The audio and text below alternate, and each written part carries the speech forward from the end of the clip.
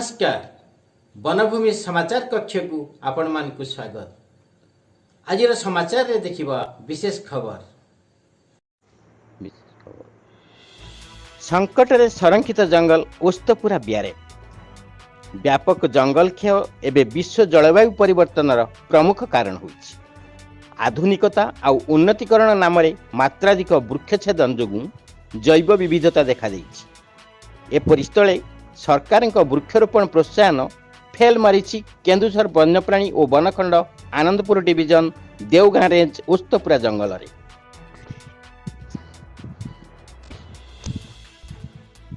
व्यापक जंगल ध्वंस एवं जैव विविधता परिवेशविदों चिंतार कारण होइछि।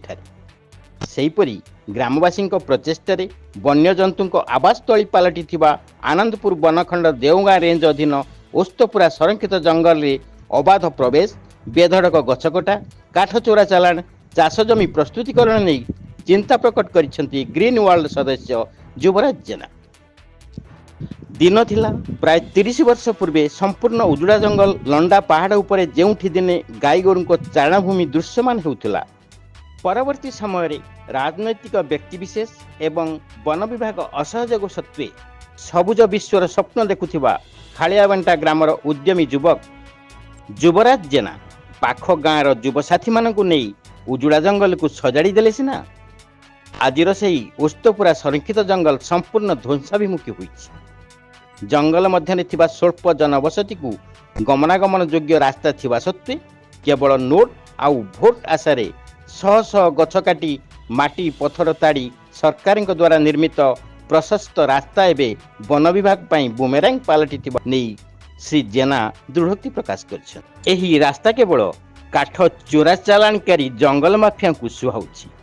सेहीपरि मूल्यवान गछ काटी मूल ताड़ी संरक्षित जंगल मध्य एकर एकर परिमित चाष जमी प्रस्तुति रे लोके लागि पड़िथिबा नहीं पंचुगुछिया गाँवर बासिंदा लंबोदर हांसदा अभियोग करिसेंति।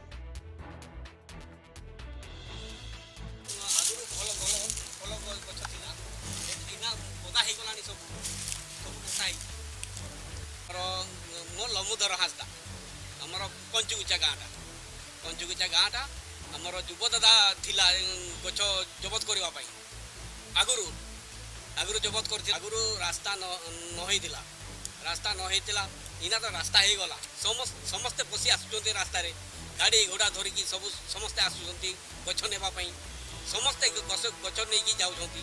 आमे छेकुथिली आगुरु छेकुथिली आमे ताकू कहला जे हमकू तो बुपा जंगल ना ये पट्टा जंगल पट्टा बाहर कर से बेला हमको धमकाउछंती उल्टिया तो तांको संगे वन समिति लोक तांको बेसिकी काठ नउछा तो जंगल आस्ते आस्ते गछटा कटा होइछि आ पूरा पता हो गलानी आस्ते आस्ते एबे रिसिप्ट लगेकी बिल करछंती।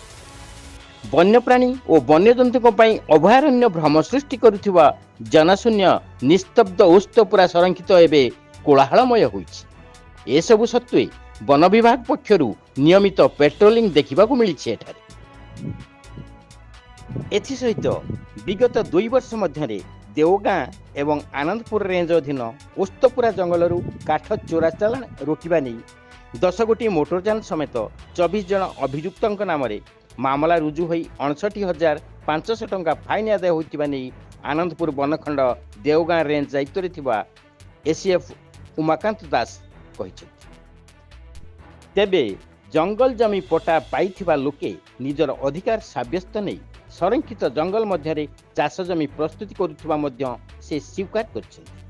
हेले सरकार निर्देश क्रमे राजनैतिक व्यक्तिविशेष प्ररोचन गठित वन सुरक्षा समिति एठारे वन संहार समिति भावे परिगणित होइथुवा नै परिवेशविद युवराज जेना प्रकाश करछन्ति। उस्तपुरा बिहार ये जो आम ठिया ये हूँ देवगां रेंज जाऊँगी ये हजार हजार गछ पड़ी जंगल भर आम बुलिक देखिलु हजार हजार गछ पड़ी पूर्णांग जंगल था पत्र खंड छिड़ा पाई यही पत्रटे भी छिड़ानी किंतु ये आसी संपूर्ण सुरक्षित वन को सुरक्षा वन सुरक्षा समिति कले वन सुरक्षा समिति वन संहार समिति तापर बर्तमान लोक मैंने जंगल काटा आरंभ कले माफिया सहित से रिलेसन रहा ये सब देवगां रेंज अधीन जाऊँगी ଏ ଜାଗା ଜେସିବି ଲଗେଇକି ବିଲ ତାଡ଼ିଲେ, ଗଛ କାଟିଲେ, ଏମିତି ଇରେଗୁଲାର ଚାଲିଛି। ନିରବ ଦ୍ରଷ୍ଟା ବର୍ତ୍ତମାନ ପ୍ରଶାସନ। ଏଥିରେ ଦେଓଗାଁ ରେଞ୍ଜର କୌଣସି ଅଫିସର ବି ଏଠିକି ଆସିବା ପହଞ୍ଚିବା ଦୂର କଥା, ଏଠି ପ୍ରଶାସନିକ ଅଧିକାରୀ ମିଳିଭଗତ ଚାଲିଛି ଆଉ।